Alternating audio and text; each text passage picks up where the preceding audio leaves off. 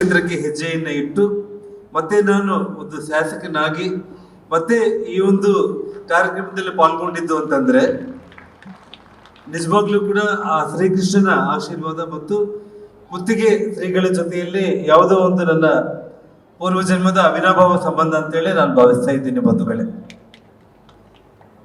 ಈ ಒಂದು ಸಂದರ್ಭದಲ್ಲಿ ನನ್ನ ಸಹೋದರ ರಘುಪತಿ ಭಟ್ರು ಇಲ್ಲೇ ವೇದಿಕೆ ಮೇಲೆ ಇದ್ದಾರೆ. ಅವರು ಆ ಸಂದರ್ಭದಲ್ಲಿ ಶಾಸಕರಾಗಿದ್ದರು. ಸನ್ಮಾನ್ಯ VS ಆಚಾರ್ಯ ಅವರು ಇವತ್ತು ನಮ್ಮೊಂದಿಗೆ ಇಲ್ಲ ಅಂದ್ರೂ ಕೂಡ ಅತ್ಯಂತ ಉತ್ತಮೋತ್ತಮ ಒಬ್ಬ ರಾಜಕಾರಣಿ. ಅವರು ನಾನು ಸೇರಿ ಅನ್ನಬ್ರಹ್ಮ ಕಾರ್ಯಕ್ರಮಕ್ಕೆ ಉಡುಪಿ ಮಠದಿಂದ ಆ ಒಂದು ಕಾರ್ಯಕ್ರಮ ನೆರವೇರಿಸಬೇಕು ಅಂದಾಗ ಒಬ್ಬ ಪ್ರವಾಸೋದ್ಯಮ ಸಚಿವನಾಗಿ 1,25,00,000 ವೆಚ್ಚದಲ್ಲಿ ಭೂಮಿ ಪೂಜೆಯನ್ನು ಮಾಡೋದ್ರ ಜೊತೆಗೆ ಮುತ್ತಿಗೆ ಶ್ರೀಗಳ ಪೀಠಾರೋಹಣ ಅಂದಿನ ಕಾರ್ಯಕ್ರಮದಲ್ಲಿ ಅನ್ನಬ್ರಹ್ಮ ಭವನವನ್ನ ಉದ್ಘಾಟನೆಯನ್ನ ಮಾಡಿ ಪ್ರಸಾದ ವಿತರಣೆ ಮಾಡುವಂತ ಸೌಭಾಗ್ಯ ಕೂಡ ಅವತ್ತು ನನಗೂ ಮತ್ತು ಆಚಾರ್ಯವರಿಗೆ ಸಿಕ್ಕಿತ್ತು ಬಂಧುಗಳೇ.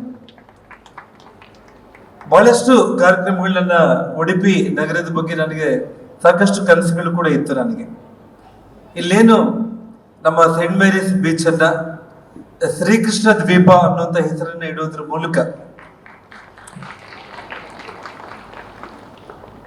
ಸುಮಾರು ಆಕಾಶದ ಎತ್ತರ ಶ್ರೀಕೃಷ್ಣನ ಪುತ್ಥಳಿಯನ್ನ ಸ್ಥಾಪನೆಯನ್ನ ಮಾಡೋದ್ರ ಜೊತೆಗೆ ಅಲ್ಲಿ ಪ್ರವಾಸೋದ್ಯಮ ಇಲಾಖೆ 25 ಎಕರೆ ಜಮೀನಿತ್ತು.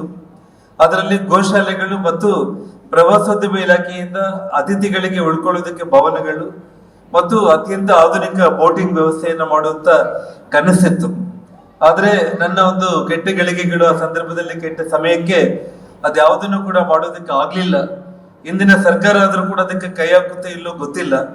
ಶ್ರೀಗಳ ಆಶೀರ್ವಾದ ಅನ್ನೋದು ಇತ್ತು ಅಂತಂದ್ರೆ ಖಂಡಿತವಾಗ್ಲೂ ಕೂಡ ಬರೋ ದಿನಗಳಲ್ಲಿ ಆ ಶ್ರೀಕೃಷ್ಣನ ಆಶೀರ್ವಾದದಿಂದ ಮತ್ತೆ ಅಧಿಕಾರ ಸಿಕ್ಕೇ ಸಿಗುತ್ತೆ, ನಾವು ಮಾಡೇ ಮಾಡ್ತೀವಿ ಅನ್ನುವಂತ ಒಂದು ಭರವಸೆಯನ್ನ ಈ ಸಂದರ್ಭದಲ್ಲಿ ನಾನು ಹೇಳ ಬಯಸುತ್ತೇನೆ ಬಂಧುಗಳೇ. ವಿಶೇಷವಾಗಿ ಉಡುಪಿ ಕೃಷ್ಣ ಮಠಕ್ಕೆ ಪೇಜಾವರ ಶ್ರೀಗಳು ನಾನು ಸುಮಾರು ಒಂದು 22-23 ವಯಸ್ಸು ನನಗಿರೋ ಸಂದರ್ಭದಲ್ಲಿ ಬಳ್ಳಾರಿಯಲ್ಲಿ ನಮ್ಮ ಉಡುಪಿ ನಮ್ಮ ಪೇಜಾವರ ಮಠದ ಆಸ್ತಿಗಳೆಲ್ಲ ಇತ್ತು.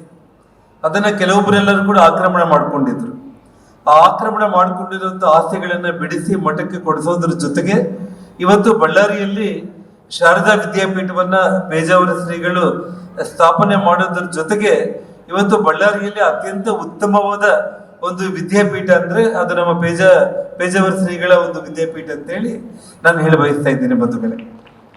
ಜೊತೆಯಲ್ಲಿ ಶ್ರೀಗಳು ನಮ್ಮ ಮನೆಗೆ 3 ಬಾರಿ ಬಂದಿದ್ರು. ನನ್ನ ಬಂಧನದಿಂದ ನಾನು ಬಿಡುಗಡೆ ಆದ ತಕ್ಷಣ ಮೊದಲನೇದಾಗಿ 48 ಗಂಟೆಗಳ ಕಾಲದಲ್ಲಿ ನನ್ನ ಮನೆಗೆ ನಾನು ಸೇರ್ಕೊಳ್ಳೋದ್ರೊಳಗಡೆ ನನ್ನ ಮನೆಗೆ ಬಂದಿದ್ದು ಪೇಜಾವರ ಶ್ರೀಗಳು. ಬಂದವರು ಆಶೀರ್ವಾದ ಮಾಡಿ ಭಗವದ್ಗೀತೆಯಲ್ಲಿರುವಂತ ಸಾಕಷ್ಟು ಆ ಶ್ರೀಕೃಷ್ಣನ ವಿಚಾರಗಳನ್ನ ಹೇಳಿ ನನಗೆ ಧೈರ್ಯವನ್ನ ತುಂಬಿ ಯಾವುದೇ ಕಾರಣಕ್ಕೂ ಕೂಡ ನೀನು ಎಲ್ಲಿ ಕೂಡ ಹಿಂದೇಟು ಹಾಕೋ ಅವಶ್ಯಕತೆ ಇಲ್ಲ, ಆ ಭಗವಂತನ ಆಶೀರ್ವಾದ ಇದೆ. ಏನಾದ್ರೂ ಒಂದು ಪೂರ್ವ ಜನ್ಮದ ಒಂದು ಕರ್ಮ ಏನಾದ್ರೂ ಇದ್ರೆ ಅದು ಈ ಜನ್ಮದಲ್ಲಿ ನೀನು ಅನುಭವಿಸ್ಬೇಕಾಯ್ತು. ಅದು ಬಿಟ್ಟು ಆ ಕೃಷ್ಣ ನಿನ್ ಜೊತೆಯಲ್ಲಿ ಇದ್ದಾನೆ, ನೀನು ಮುನ್ನುಗ್ಗು ಅಂತ ಹೇಳಿ ನನಗೆ ಆಶೀರ್ವಾದ ಮಾಡಿದಂತ ಪೇಜಾವರ ಶ್ರೀಗಳನ್ನ ಕೂಡ ಈ ಸಂದರ್ಭದಲ್ಲಿ ನಾನು ಸ್ಮರಿಸ್ಕೊಳ್ತಾ ಇದ್ದೀನಿ ಬಂಧುಗಳೇ.